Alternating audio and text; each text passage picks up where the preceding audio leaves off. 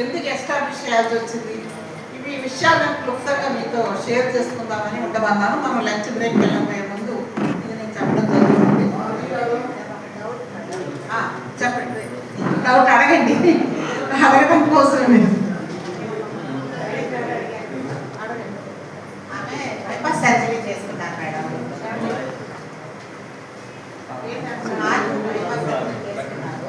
ఆమె body donate చేయాలని చేయొచ్చా లేదా అని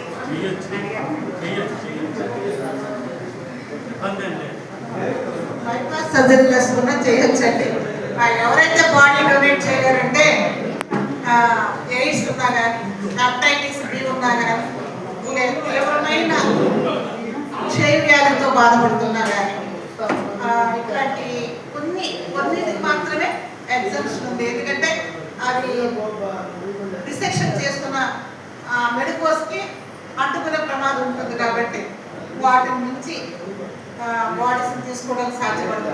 మిగతా అందరూ టీవీలు, షుగర్లు, బైపాస్, ట్రాన్స్ప్లాంటేషన్స్ ఇట్లా ఏం జరిగినా కానీ నిరభ్యంతరంగా మన బాడీస్ ఇవ్వచ్చు. చాలా మంది సింపుల్గా అడుగుతారు, శివప్రసాద్ గారిని కూడా అడిగి ఉంటారు మీ అందరినీ, మేము గ్లకోమా ఆపరేషన్ చేయించుకున్నాం లేదా క్యాటరాక్ట్ చేయించుకున్నాం, మా కళ్ళు దహనం చేయొచ్చా అని కూడా అడుగుతారు. నిరభ్యంతరంగా దానం చేయొచ్చు. క్యాటరాక్టర్ అనేది సర్వసాధారణమే కదా, క్యాటరాక్ట్ ఆపరేషన్లు అయినా మనం కార్డియాక్ డొనేట్ చేయొచ్చు. నేను మీ అందరికీ కూడా ఇది ఒక కరపత్రం, ఒక 4 పేజీల కరపత్రమే. What about organ donation, what about body donation, what is the difference between organ and body donation. దీనికి చాలా మందికి తేడా తెలియదు. మేడం మేము చనిపోయిన తర్వాత ఏ అవయవాలు ఇవ్వాలి, మా అవయవాలు తీసుకున్న తర్వాత మా శరీరం మాకు అనిపించేస్తారా, ఇట్లాంటి సర్వసాధారణంగా మన వాళ్ళు అడుగుతూ ఉంటారు. అవన్నిటికీ కూడా నేను ఇందులో సమాధానం రాశాను. చాలా ప్రశ్నలకి క్వశ్చన్ అండ్ ఆన్సర్స్. ఇట్లా మనం చాలా ప్రాంతాలకి చాలా విస్తృతంగా తిరుగున్నాం కాబట్టి పబ్లిక్ నుంచి వచ్చిన ప్రశ్నలేనండి అవన్నీ. మీలాంటి వాళ్ళు వేసిన ప్రశ్నలకి జవాబులు అనమాట. పబ్లిక్లో వచ్చే జవాబులే ప్రశ్నలకి నేను ఆన్సర్ చేశాను. ఇది చదవండి, మీరు కూడా అందరికీ అందుబాటులో ఉంటాయండి. అలాగే మీకు ఎవరికైనా ఇంకా విస్తృతంగా ఎంత డీప్గా తెలుసుకోవాలంటే గూడూరు సీతామహాలక్ష్మి అఫీషియల్ అనే నా యూట్యూబ్ ఛానల్ ఉంది. మీకు 100 సైకిల్ ఎంట్రీలు ఉంటాయి. ఏ ఒక్క ఎంట్రీ చూసినా చాలు. అది ఈటీవీ వాళ్ళ, మా టీవీ వాళ్ళ, TV9 వాళ్ళ, 10 TV వాళ్ళ, BBC వాళ్ళ, ఇక ఈ ఛానల్ ఆ ఛానల్ లేదండి. అన్ని మెయిన్ స్ట్రీమ్ ఛానల్స్ కూడా 20 ఏళ్లలో 100 ఎంట్రీలు చేస్తుంటాయి. చాలా ప్రోగ్రామ్స్ ఉంటాయి, కాంపిటీషన్స్ ఉంటాయి అందులో. ఆ యూట్యూబ్ ఛానల్ చూడండి. అలాగే నా నెంబర్లు 8008840506 ఈ నెంబర్కి వాట్సాప్ ఛానల్ కూడా ఉంటుంది, దాన్ని ఫాలో అవ్వచ్చు. ఇంకా వికీపీడియా, గూడూరు సీతామహాలక్ష్మి నా పేరు టైప్ చేస్తే వికీపీడియాలో మీకు ఈ ఆర్గనైజేషన్ గురించి కొన్ని పేజీలు ఉంటాయి. అంటే ఎక్కువ ఇన్ఫర్మేషన్, మోర్ డీటెయిల్స్ కావాల్సి వచ్చినప్పుడు మన డిజిటల్ ఐడి కార్డు ఉంటుంది. దాన్ని స్కాన్ చేస్తే దీంట్లో డిజిటల్ ఐడి అంటే ఇలా ఉంటుంది. మీరు దయచేసి దీన్ని స్కాన్ చేసామనుకోండి మొత్తం మన వెబ్సైట్ ఓపెన్ అవుతుంది. ఇందులో కొంచెం చాలా వివరాలు ఉంటాయి. అట్లాగే గూడూరు సీతామహాలక్ష్మి అఫీషియల్ అనేది నా యూట్యూబ్ ఛానల్ ఉంది. సో ఫేస్బుక్ ఉంటుంది. ఇవన్నీ కామన్ సోషల్ మీడియా నేనైతే నేను అంత టైం కూడా ఉండదు. మన దగ్గర చదివే స్టూడెంట్స్ ఉంటారు, పిల్లలు ఉంటారు, హార్ట్ని శ్రావణని ఇట్లా ఆడపిల్లలే నా ప్రోగ్రామ్స్ అన్నింటినీ కూడా యూట్యూబ్లో పెడుతూ ఉంటారు. ఇప్పుడు మీరు మాట్లాడేవి కూడా నేను రికార్డ్ చేసిన వాళ్ళకి పంపించేస్తే ఆ ఎడిటింగ్ అంతా చూసుకుని వాళ్ళే దాన్ని మళ్ళీ ఒక వీడియో చేసి పంపిస్తారు, పెడతారు మన ఛానల్. అంటే ఏ ప్రాంతంలో ఎక్కడున్నా కానీ మనం ఒకరికొకరు పరస్పరం ఇంటరాక్ట్ అవ్వడానికి మీడియా కూడా, ఇవాళ సోషల్ మీడియా కూడా చాలా సహకరిస్తుంది. ఇక రీసెంట్లీ నేను చాలా కాలంగా మురళీమోహన్ రాజు గారి గురించి తెలుసుకుంటున్నాను. ఆయన కవితలు మాకు చాలా మీ అందరికీ పరిచయం. ఆయన మంచి రైటర్, పోయట్రీ రాస్తాడు. ఆయన చాలా డైలీ ఒక కవిత లేకుండా ఆయన మరి ఆయన కళాన్ని విశ్రాంతి లేదు, స్పాంటేనియస్గా రాస్తున్నాడు. ఆయన విశేషం సబ్జెక్ట్ పాప ఆయన కవితల పుస్తకం కూడా ఇచ్చారు, చదివారు. జస్ట్ 4 మాటలు రాయమన్నారు. ఖచ్చితంగా కలుస్తున్నాం కదండి, ఇద్దామని అనుకుని నేను వచ్చాను. ఆ బుక్ మీరు పబ్లికేషన్లో తీసుకెళ్తున్నారు. ఇలాంటి మంచి కవితలు రాసే రైటర్స్ ఉన్నారు, కళాకారులు ఉన్నారు, కవులు ఉన్నారు, ప్రజాహితం కోరే ప్రజా సేవకులు ఉన్నారు, ప్రజాతంత్రవాదులు ఉన్నారు. అంటే ఇక్కడ కూర్చున్న వాళ్ళందరూ కూడా సామాన్యమైన వ్యక్తులు అయితే కాదండి. మేడం లాంటి అనితర సాధ్యమైన కార్యకర్తలు రాజకీయాల్లో కూడా రాణించడమే కాదు, విద్యారంగంలో రాణించడమే కాదు, పార్లమెంట్ దాకా వెళ్ళి తమ వాడిని వినిపించిన మేడం లాంటి వాళ్ళు ఉన్నారు. చాలా సంతోషంగా ఉంది నాకు. ఎందుకంటే ఇక్కడ కూర్చున్న వ్యక్తులు ఎవరు కూడా సామాన్యంగా కనిపిస్తున్న అసాధారణమైన వ్యక్తులే కలుగుతారంతా కూడా. నాకు చాలా సంతోషంగా ఉంది. సమాజాన్ని ప్రేమించే వాళ్ళు, సమాజానికి ఏం చేయాలి, ఏం ఇవ్వాలి, మనం ఎట్లా సమాజాన్ని మార్చాలి అని నిరంతరం తపనపడుతున్న వ్యక్తులే అందరూ తెలిసి నాకు చాలా హ్యాపీగా ఉంది. మంచి వాళ్ళతో కూర్చుంటే ఏదో ఒక 1000 పుస్తకాలు అధ్యయనం చేసే కన్నా ఒక పండితులతో 10 నిమిషాలు కూర్చున్నా లేదా ఒకరోజు సంభాషించిన చాలా అద్భుతమైన జ్ఞానం మనకు వస్తుంది. అట్లా నేను ఫీల్ అవుతున్నాను మీ మధ్యలో ఉండడం. సో నేను షేర్ చేసుకునే అంశాల్లో మీకు ఏమైనా సందేహాలు ఉంటే ఖచ్చితంగా నాతో ఇంటరాక్ట్ అవ్వండి, మాట్లాడండి. ఎందుకంటే ఇందాక మురళి చెప్పినట్లుగా ఒకప్పుడు ఒంటరి ప్రయాణమే, నన్ను ఎవరు దగ్గర కూడా రాణించేవారు కాదు. నేను వస్తున్నానంటే నా స్నేహితులు, టీచర్లు, ఫ్యామిలీ ఫ్రెండ్స్ కూడా పక్క నుంచి వెళ్ళిపోయేవాళ్ళు. అమ్మో ఆవిడ వచ్చిందంటే ఎందుకు వచ్చింది, మాకు ఆవిడవారు అమ్మంటుంది, లేదా పండించేయమంటుంది, శరీరం ఇచ్చేయమంటారు, ఆవిడ నుంచి తప్పించుకుంటే మంచిది కదా, నో చెప్పే కన్నా కనపడకుండా వెళ్ళిపోదాం, పక్క నుంచి వెళ్ళిపోదాం అని చెప్పేసి నాకు ఎంతో ప్రాణ స్నేహితులు అనుకునేవాడు కూడా ఫీల్ అయిన రోజులు ఉండేవి. ఎందుకంటే మాట్లాడుకోవడానికి ఇష్టపడిన సబ్జెక్ట్ ఏదైనా ఉంటే మరణమేనండి. జననం ఎంత సహజమో మరణం కూడా అంతే సహజం కదా.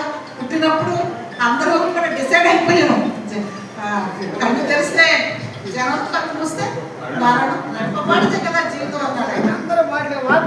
అంత చిన్న జీవితాన్ని మనం ఎంత ప్రయోజనాత్మకంగా గడిపి నలుగురికి ఎలా ఉపయోగపడతాం అనేది మన వ్యక్తిత్వం మీద,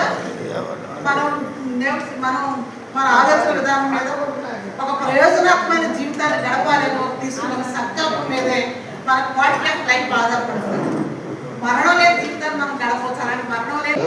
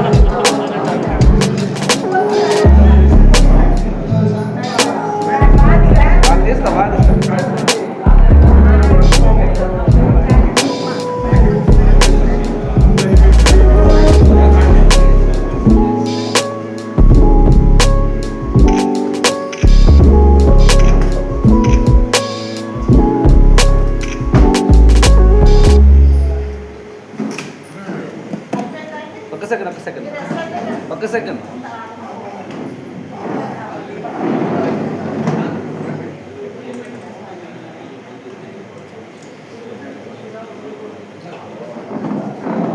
మనకు వచ్చే నష్టం లేదు అనేది చదువుకున్న వాళ్ళకి బాగా అర్థమవుతుంది. కాబట్టి ఎడ్యుకేషన్ ట్రస్ట్ అనే ఈ కార్యక్రమం ద్వారా వీళ్ళు ఇంటర్లింక్డ్గా ఈ అవయవ దానం, శరీర అవయవ దానం, శరీర దానం చేయడం అనేది అందరికీ రాదండి.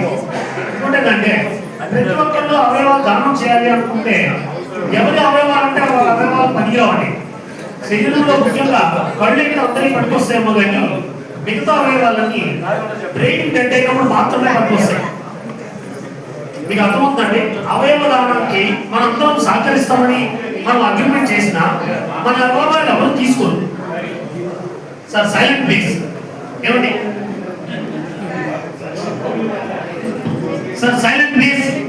ఒకవేళ నా ఉపన్యాసం మీకు గౌరవం ఉంటే నేను ముగిస్తాను. అవయవ దానం అనేది ఎంత ఇంపార్టెంట్ అంటే మనం చనిపోయిన తర్వాత కూడా మన అవయవాలు నలుగురిని బతికిస్తాయి. కాబట్టి ఈ అవయవ దానం మనం చేయాలని అనుకుంటే కూడా మనం చేస్తామంటే ఎవరు తీసుకోరండి. డెడ్ బాడీ నుంచి ఏ వస్తువు కూడా ఎవరు తీసుకోరు. కళ్ళు తీసుకుంటారేమో, అంతకుమించి కిడ్నీలు, హార్ట్లు, లివర్లు ఎవరు తీసుకోరు. కాబట్టి ఈ అవగాహన అనేది చదువుకున్న వాళ్ళకే ఉంటుంది. ఎప్పుడైతే మనం ఈ బాండింగ్ కి అగ్రిమెంట్ చేసి మనం ముందుగానే కనుక మన పేరెంట్స్ కి మనం ముందుగా ఇన్ఫార్మ్ చేసి ఈ అవయవ దానంలో మనం కనుక భాగస్వాములు అయితే మన తర్వాత కూడా మన అవయవాలు ఒక 5-6 మందికి ఉపయోగపడతాయి. బ్రెయిన్ డెడ్ అయితే మాత్రమే అవయవాలు తీసుకుంటారు. మామూలుగా చనిపోతే వాళ్ళ అవయవాలు ఎవరికి పనికిరావు. ఇది ఇంకొకటి, మనకు వేరే జన్మ ఉంది. ఆ జన్మలో మనం ఈరోజు అవయవాలు ఇచ్చేస్తే నెక్స్ట్ జన్మలో అవయవాలు లేకుండా పుడతాము అనే అపోహలు పెట్టుకోవద్దండి. ఎందుకంటే అందుకే చదువుకోవాలి అని చెప్పింది. First point education trust and అవయవ దానం, ఈ 2 సంస్థలు కలిపి ఈ కార్యక్రమం చేయడం అంటే ఫస్ట్ చదువు ఉంటే ఈ డౌట్ రావు. కాబట్టి ఆ భాగ్యం నాకు రావాలని నేను ఈ సభాపూర్తిగా కోరుకున్నా. నేను కనుక అవయవ దానం చేసే అవకాశం నాకు వస్తే, దేవుడు ఇస్తే ఖచ్చితంగా చేస్తాను. మీరు కూడా అవకాశం రావాలి అంటే మనం కోరుకుంటే రాదండి. ఏ హాస్పిటల్లో ఏ వెంటిలేటర్ పేషెంట్కి వెంటిలేటర్ తీస్తే నేను అవయవాలు ఇవ్వచ్చా అంటే కూడా వెంటిలేటర్ తీసిన తర్వాత అవయవాలు తీసుకోను. ఈరోజు నేను నిజంగానే ఆన్లైన్ లో చప్పట్లు మిషన్ ఇస్తాను. చూసిన మేడం గారు చప్పట్లు నాకు